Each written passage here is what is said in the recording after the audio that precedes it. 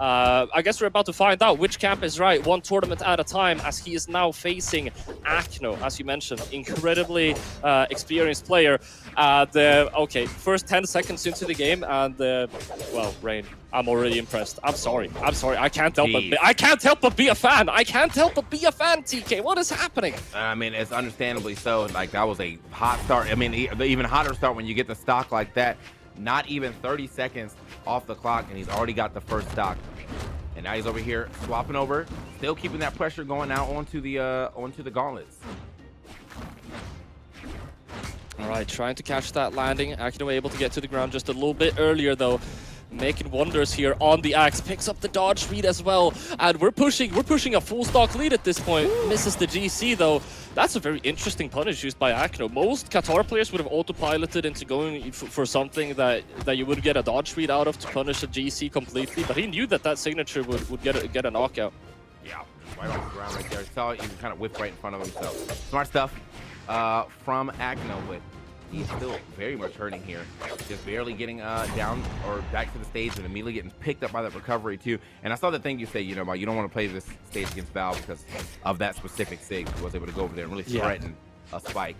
But even with that being said, even when you misses, you still kind of gotta have to go around, so you use a lot of your resources getting back, and he's got picked up by the recovery. All right. Acno able to land with an axe there here. He's almost, he was a full stock behind. I was about to say he's closing it out, but 2 gauntlet tears and a weapon throw. I thought for sure he was going to touch off of that, but he's not going to. Ray just taking control of the offstage. Sometimes that's all you need, man. Yeah, that was, wow. Like, that he legitimately, like, that was like the fastest first match I think we've seen in our, you know, in our blocks so far. Quick, well, that was the fast match we've just seen in general. My man absolutely made quick work of Acno. Acno jumping right back into it, no waste of time, no thought process behind it. Just, I'm gonna get back in there. But I mean, I don't know. That's Ra1n's got some momentum right now. Ra1n definitely has some momentum, but I mean, he had some momentum off the get-go with that ground pound combo. He was able to hit on the sword. We also do have to mention, I believe that one of the biggest factors about being a very experienced player, which at this point, I mean, Acno is starting to become a player that he's been around in the esports scene for multiple years at this point. They have, I think, a better level of adaptation in a lot of cases. Okay. Ooh. Acno. Ain't sending him sky high with it. You got to go now. Acno, I just, you know, with those years, yeah, I guess it's one of those things where it's like, all right, bro, it's just a game. Ooh. Like, you got me this game, that's fine. That doesn't mean you can give me the entire set. And Acno's really showing that. Look at that. He's got the hot start now this time around. Hasn't really taken too much damage on this first stock at all. And Ra1n, he actually can't even get anything started. Okay, nice. Yeah, that was okay. Good. Wait a minute. Yeah, GC headlight all the way out there. Dare is gonna finish it off as well. As you mentioned, Acno definitely playing with a lot more confidence now, especially on those Qatars. I mean, we were seeing, I was hyping up Acno's axe last game around. I feel like I barely commentated any Qatar gameplay this time around. He's barely touched axe. Jeez. Okay, hold on. We'll swap up. We are gonna keep these Qatars in hand. The Qatars have been doing some work. Obviously, he's apparently kind of dialed in on some reads for sure on to Ra1n. I think, yeah, once you start to see that level of Qatar confidence, just know that my man's getting. Oh no! Oh no! All right. Well, I can't tell you what happened there. Something happened, but I gotta mention, Ra1n, man, you gotta get that game out to the people. I want to know how you were able to turn that game around. Maybe post the replay file on Twitter or something, because it's a real shame we weren't able to see that one. 0-2 right now up, as yet again we're seeing another game here. It's about to prove himself if he's able to close this out. It is Acno. You can never count Acno out. All right. Wait a minute. So that's actually kind of crazy. He's able to, like, he truly turned it around. Okay. Oh. We're looking. We're hunting for. Oh, we're hunting for something right here. We're gonna find it this time. Big stomp. Oop. Trying to set him up one more time. Oh, that, yep. Very nice usage of the downlight into the down air, but after that, look at the, oh my god. Oh, what happened? Okay, Acno. All right, he took control of the game. That's what's going on. All right, the momentum is on his side. He's got some wind in his sails. This hammer is popping off. He throws it away as well. He doesn't even need it.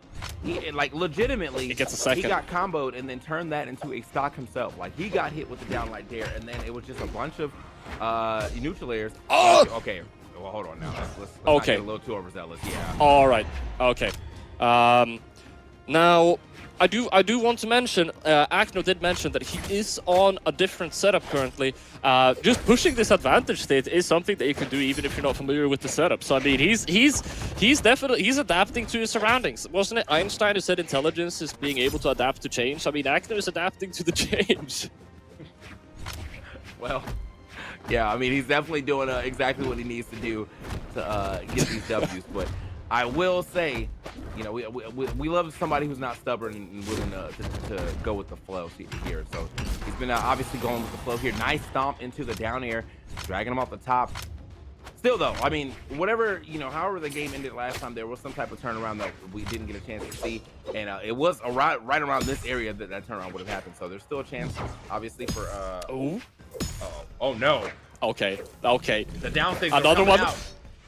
Okay, he gets the punish. Neutral signature completely charged up. Kind of trolling with that one. Ra1n is going to be able to get a punish with the ground pound at this point. Doesn't even matter. Picks up the stomps there. Tries to go for the confirm with the GC daylight as well. I'm seeing a level of aggression from Acno that is quite rare, I feel like. He's just pressing forward at this point. He's pressing buttons. Why? He gets the chase dodge as well. Ra1n! Okay, he gets the knockout. Okay, yeah, I was about to get upset. Yeah, because he was gone. Wow, that was so quick. And actually, that was so sick too, because he did the D-Light unarmed, and then picked up the weapon to go into the neutral sig with the weapon. The quick Shoryu right there on the guitar. Sick stuff. All right, I gotta take a couple of deep breaths after that. That was a really packed game, man. From the very beginning with the hammer clip that Acno was able to get with the chase dodge that Ra1n got at the very end. Acno though coming out on top, finally putting himself on the scoreboard here as yet again Sentinel hiding behind that scoreboard. 2-1 for Ra1n. Why does that keep happening? I'm not sure, but I think it's funny, so I'm gonna keep mentioning it, especially whenever you get to see him glide out of there. All right, so yeah, finally putting himself on the board, but can Ra1n go ahead and close it out right here, right now, or is the Sentinel just gonna be a little too strong for him to deal with?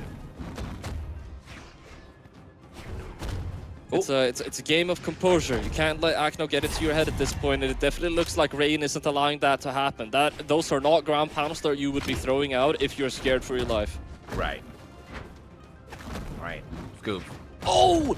Picks up the nair through the weapon throw. The weapon throw didn't have enough distance to activate.